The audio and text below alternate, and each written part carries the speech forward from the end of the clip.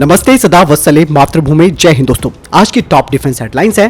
भारत को अब तीसरे विमान वाहक पोत आइरस विशाल की बहुत सख्त जरूरत है। भारत करने जा रहा है 5000 किलोमीटर रेंज वाली K5 SLBM का परीक्षण। पहले FOC स्टैंडर्ड वाले तेजस MK1 एयरक्राफ्ट के डिजाइन का इस्तेमाल किया जाएगा तेजस MK1A प्रोग्राम के लिए। अरुणाचल में चीनी बॉर्डर पर बन रही है सेला सुरंग। रक्षा मंत्री राजनाथ सिंह ने दी हरी झंडी। भारतीय सेना की टीम अलास्का के लिए हुई रवाना। अमेरिकी सेना के साथ करेंगे युद्धाभ्यास।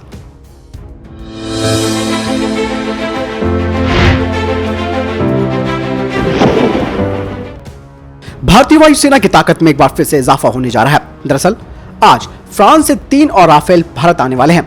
जानकारी के मुताबिक फ्रांस से 3 राफेल जेट गुजरात के जामनगर एयरबेस पर उतरेंगे। साथ ही ये तीनों विमान अंबाला के गोल्डन एरो स्क्वाड्रन में शामिल होंगे। ऐसा कहा जा रहा है कि योजना के अनुसार अगले 3 विमान यानी कि 30वां, 31वां और 32वां 30, 31 और 32 राफेल लड़ाकू विमान दिसंबर के पहले हफ्ते तक भारत पहुंच जाएंगे और अगले 3 विमान 26 जनवरी तक भारत पहुंच जाएंगे, जबकि 36वें राफेल विमान को कई गुना क्षमताओं के साथ भारत पहुंचाया जाएगा। पहला FOC स्टैंडर्ड का तेजस मार्क 1 एयरक्राफ्ट के डिजाइन का इस्तेमाल अब तेजस मार्क 1A के फ्लाइंग टेस्ट बेड के रूप में किया जाएगा। तेजस मार्क 1A में ELM 2052 आईसा रडार और ELL 8222WB self protection jammer इसके एक्सटर्नल पोर्ट्स में लगाया जा रहा है। तेजस मार्क 1A का फ्लाइंग टेस्ट बेड का रोल आउट दिसंबर 2021 में होगा।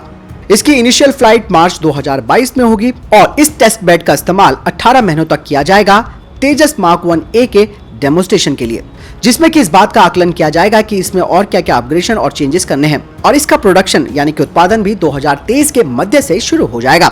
HAL का कहना है कि पहले 2 तेजस मार्क 1A फाइटर जेट्स मार्च 2024 में डिलीवर कर दिए जाएंगे और इसके बाद 8 अन्य विमानों को मार्च 2025 तक डिलीवर कर दिया जाएगा और सभी 73 यानी कि 73 तेजस मार्क 1A एयरक्राफ्ट 2029 यानी कि 2029 तक डिलीवर हो जाएंगे।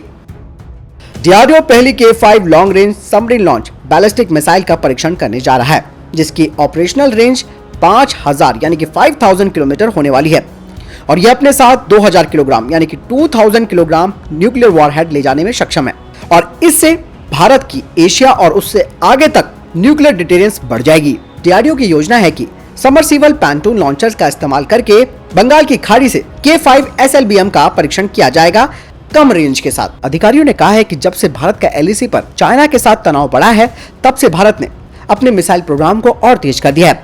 यही नहीं, S4 SSBN का समुद्री परीक्षण 2022 से शुरू हो जाएगा। इसके अलावा K5 SLBM को S4 स्टार SSBN में लगाया जाएगा।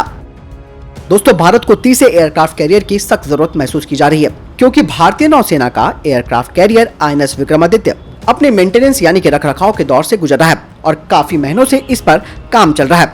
यही वजह है कि INS विक्रमादित्य हाल ही में हुए युद्धाभ्यास, जिसमें कि US नेवी और फ्रांस की नेवी शामिल हुई थी, उसमें ये भाग नहीं ले पाया था। आपको बता दें कि एयरक्राफ्ट की मेंटेनेंस पर वक्त लगना एक स्वाभाविक प्रक्रिया है, इसीलिए भारतीय नौसेना को तीसरे एयरक्राफ्ट कैरियर की सख्त जरूरत जताई जा रही है।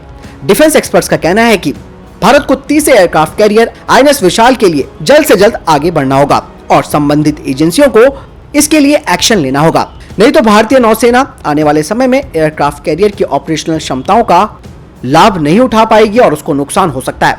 दोस्तों, पहले से हम ये बात बताते आए हैं कि भारत को तीसरे एयरक्राफ्ट कैरियर की इसलिए जरूरत महसूस की जा रही है क्योंकि जिसमें से कि 2 एयरक्राफ्ट कैरियर ऑपरेशनल रहेंगे और एक मेंटेनेंस या रिपेयर के लिए अपने तट पर रहेगा और भारत की अच्छी खासी समुद्री सीमा है, इसीलिए भारतीय नौसेना के पास 3 एयरक्राफ्ट कैरियर का होना बेहद जरूरी हो गया है। दोस्तों, आपको क्या लगता है कि क्या भारत को तीसरा एयरक्राफ्ट कैरियर बनाने पर फोकस करना चाहिए, जबकि CDS जनरल विपिन रावत जी कह चुके हैं कि उन्हें सबमरीन्स पर ज्यादा फोकस करना होगा? आपको क्या लगता है, कमेंट सेक्शन में लिखकर जरूर बताएं। रक्षा मंत्री राजनाथ सिंह ने अरुणाचल प्रदेश में भारत की सुरक्षा के लिहाज से महत्वपूर्ण माने जाने वाले सेला सुरंग के लिए हरी झंडी दे दी है। रक्षा मंत्री राजनाथ सिंह ने ऑनलाइन माध्यम से इस परियोजना को हरी झंडी दी। बता दें कि 13,700 फीट यानी कि 13,700 फीट की ऊंचाई पर सेला सुरंग बनाई जाएगी और उम्मीद जताई जा रही है कि साल 2022 के अंत तक इसे पूरा भी कर लिया जाएगा। सेला सुरंग की अहमियत को इस बात से समझा जा सकता है कि इस टनल के पूरा बनने के बाद तवांग के जरिए चीनी सीमा की दूरी 10 किलोमीटर तक घट जाएगी।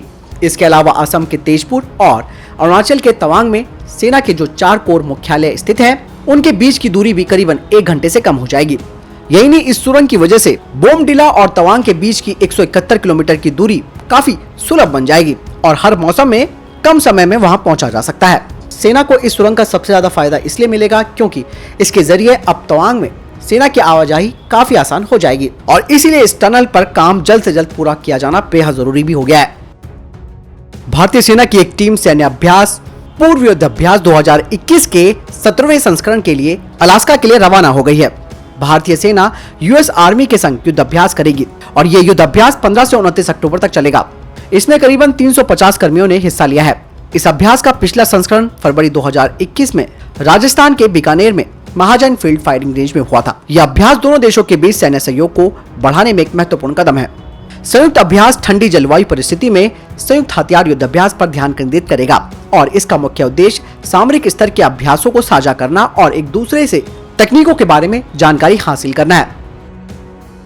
रक्षा मंत्री राजनाथ सिंह ने एससीओ की अंतर्राष्ट्रीय वेबिनार को संबोधित करते हुए कहा कि महिलाओं को पहले ही सैन्य पुलिस कॉर्प में शामिल किया जा चुका है। साथ ही उन्होंने कहा कि हमें इस बात को बताते हुए काफी खुशी हो रही है कि अगले साल से महिलाएं हमारी प्रमुख तीनों सेवाओं के लिए पूर्व कमीशन प्रशिक्षण संस्थान राष्ट्रीय रक्षा अकादमी में शामिल हो सकेंगी। और इस वेबिनार में सीडीएस विपिन रावत जी भी थे। उन्होंने कहा कि महिलाओं ने पैराट्रूपर्स, सबमरीनर्स और फाइटर पायलट जैसी युद्धक भूमिकाओं में अपनी क्षमताओं को साबित भी किया है। जनरल रावत ने कहा कि आज के समय में पूरी दुनिया में महिलाएं सशस्त्र बलों में अपनी सेवाएं दे रही हैं। भारतीय सेना में महिला सैनिकों का प्रशिक्षण कठिन है और इससे विभिन्न परिस्थितियों में उन्हें अपने कार्यों को अंजाम देने में मदद मिली है। आज युद्ध के नजरिए से पुरुष और महिलाओं की भूमिका के बीच अंतर धुंधला होता जा रहा है। महिलाओं ने अपनी क्षमताएं साबित की है और वे भविष्य में भी ऐसा करती रहेंगी। तो दोस्तों, ये थे अभी तक के टॉप डिफेंस और स्पेस अपडेट। वीडियो के संबंध में कोई प्रश्न, जवाब, आपका कोई सवाल है, कमेंट सेक्शन में लिखकर जरूर पूछ सकते हैं। बहरहाल इस वीडियो के लिए इतना ही। मिलता हूं नई वीडियो के साथ। चैनल सब्सक्राइब करना ना भूलिएगा। नमस्कार, जय हिंद, वंदे मातरम।